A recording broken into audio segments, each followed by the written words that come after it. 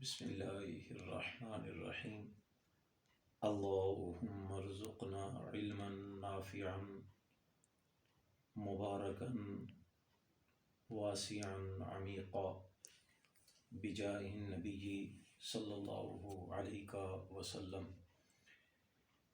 پچھلے لیکچر کے اندر ہم نے حرکات اور اعراب اس پر جو ہے وہ بات کر لی تھی۔ اب اسی جو اوپر والے پیج تھے ان کو آپ دیکھیں، یہ بھی جو میرے پاس ہے یہ بھی میں آپ کو ابھی سینڈ کر دیتا ہوں۔ حرکات اور اعراب میں فرق۔ اب پہلی بات یہ یاد رکھیں کہ عربی کے اندر دو فن استعمال کیے جاتے ہیں۔ ایک فن صرف کہلاتا ہے اور ایک فن نحو کہلاتا ہے، اور اس اعتبار سے بعض اوقات یہ فن نہیں ہم بولتے، اور صرف گرامر کے حوالے سے ہم یہ کہتے ہیں کہ گرامر دو طرح کی ہوتی ہے، ایک صرف اور دوسری نحو۔ تو جو صرف کو جاننے والے ہوتے ہیں انہیں کہتے ہیں صرفی، اور جو نحو کو جاننے والے ہوتے ہیں انہیں کہتے ہیں نحوی۔ اور صرفیوں نے حرکات کے نام اپنے اعتبار سے رکھے، نحویوں نے حرکات کے نام اپنے اعتبار سے رکھے۔ اگر ہم دیکھتے ہیں تو حرکت میں ہمیں جو ہے وہ پیش نظر آتی ہے، اور اسی طرح ہمیں زبر نظر آتی ہے، اسی طرح ہمیں زیر نظر آتی ہے۔ یہ میں نے تھوڑی سی ترتیب جو ہے وہ الٹ پلٹ کی ہے اس وجہ سے کہ آگے چل کر ہمیں اس کی مصلحت کی سمجھ آ جائے گی کہ یہ کیوں ایسا کیا گیا۔ اب پیش کا ایک نام جو ہے وہ ہم کہتے ہیں جی یہ رفع ہے، اور جنہوں نے پیش کا نام رفع رکھا انہوں نے زبر کا نام نصب رکھا، اور جنہوں نے رفع یا نصب رکھا انہوں نے زیر کا نام کسرہ رکھا، جر رکھا۔ اور یہ والے جو حضرات ہیں ان کو ہم کہیں گے نحوی۔ یہ فن نحو میں جب بھی بحث کی جائے گی پیش سے تو ہم کہیں گے جی رفع ہے، زبر کو نصب کہیں گے، زیر کو جر کہیں گے، جبکہ صرفی انہی ناموں کو یعنی زبر کو وہ کہیں گے، پیش کو وہ کہیں گے ضمہ، ضمہ، ضمہ، اور زبر کو وہ کہیں گے فتح، فتح، اور زیر کو وہ کہیں گے کسرہ، کسرہ۔ اس اعتبار سے ہمارے پاس یہ دو فن ہو گئے، فن نحو اور فن صرف۔ اس اعتبار سے نحوی علیحدہ پیش زبر زیر کا نام رکھتے ہیں، اور صرفی پیش کو زبر کو زیر کو علیحدہ رکھتے ہیں۔ اب یہ ہے کہ جس حرف پر ہو، جس حرف پر ہو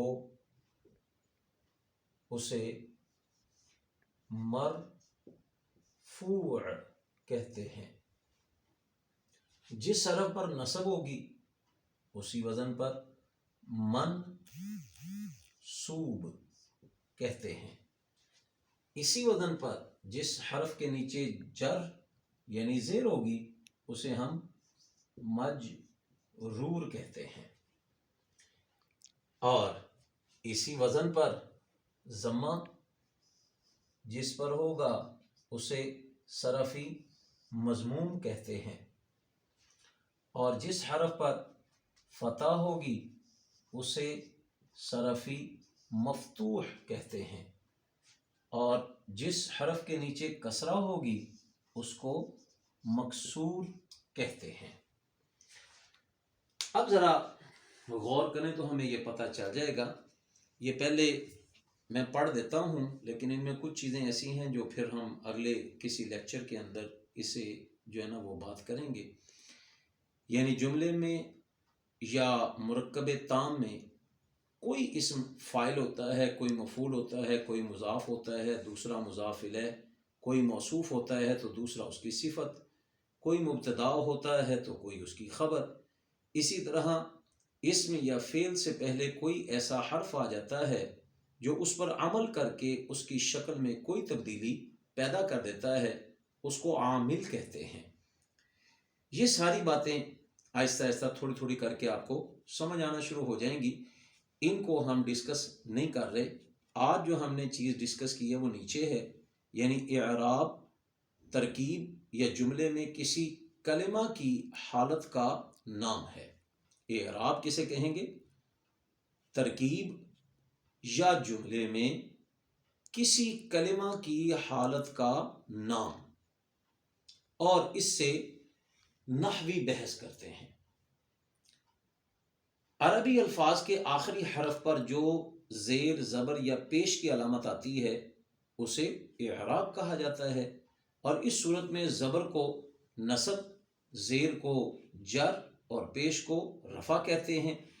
زبر کو نصب، زیر کو جر، پیش کو رفع کہتے ہیں، اور جس پر رفع ہو مرفوع، جس پر نصب ہو منصوب، جس پر جر ہو مجرور، اور یہ جو ہے وہ نحوی اس سے بحث کریں گے۔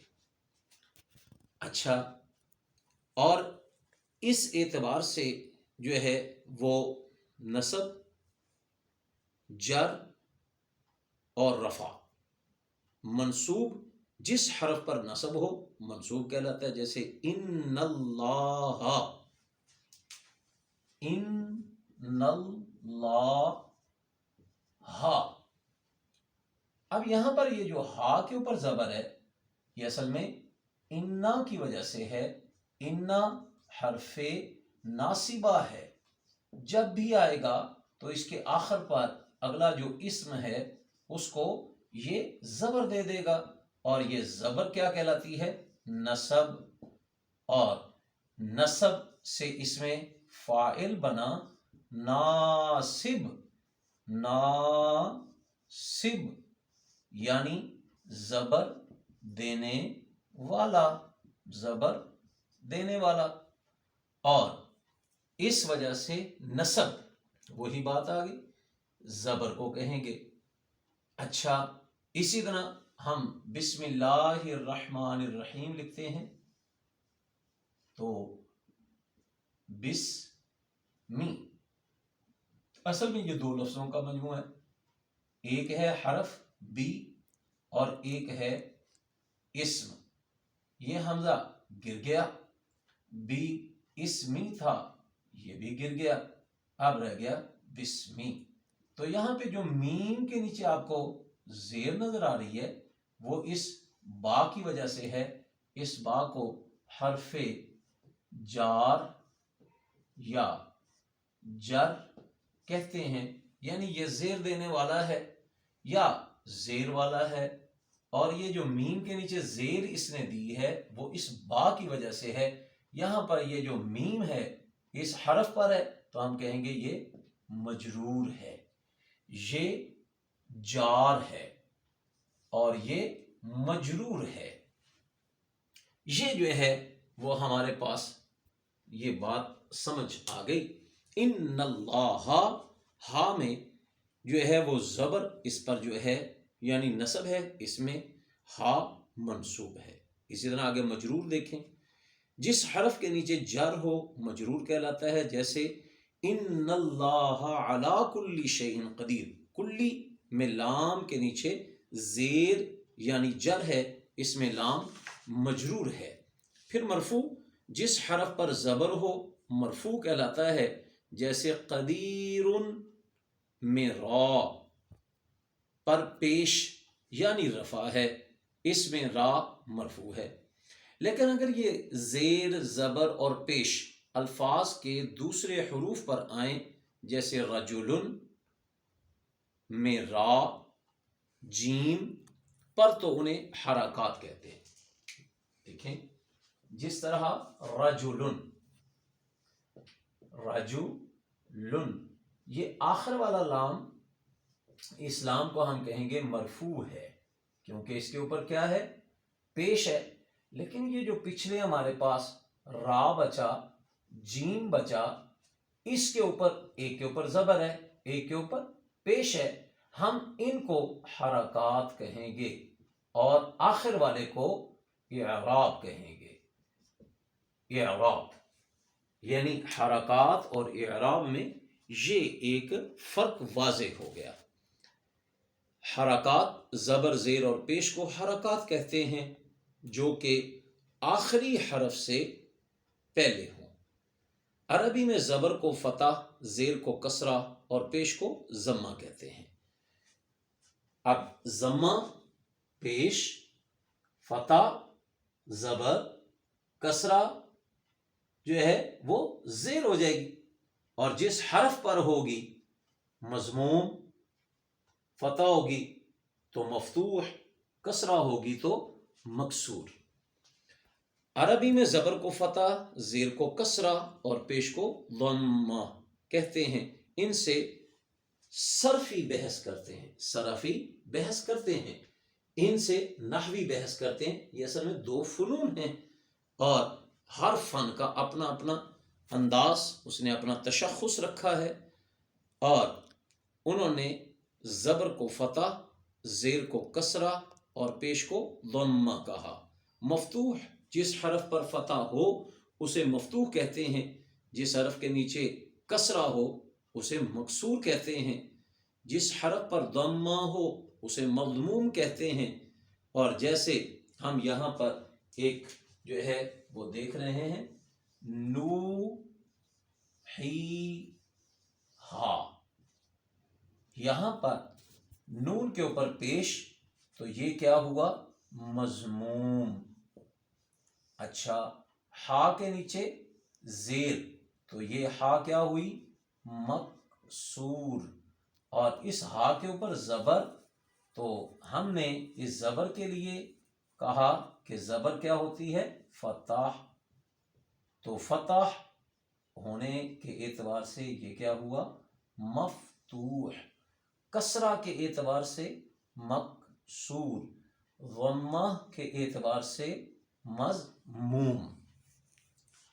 اب یہ جب ہمیں بات یاد ہو گئی کہ دو فن ہیں، ایک صرف اور ایک نحو، تو نحوی اپنے طور پر انہوں نے نام رکھے ہیں، صرفی اپنے طور پر انہوں نے نام رکھے ہیں، تاکہ یہ دونوں نام آپس میں مل نہ جائیں، علیحدہ علیحدہ رہیں گے، چونکہ یہ کلمہ سے بات کریں گے اور یہ کلام سے بات کریں گے۔ آگے چل کر انشاءاللہ العزیز جیسے جیسے ہمارا یہ سبق آگے بڑھے گا ہمیں پتہ چلتا جائے گا۔ اللہ جل مجدہ الکریم سے دعا ہے کہ اللہ تبارک و تعالی ہمیں اپنی جناب سے علم وافر، عمیق اور نافع عطا فرمائے، آمین ثم آمین، بجاہ النبی الامین الکریم، وما علی الا البلاغ المبین۔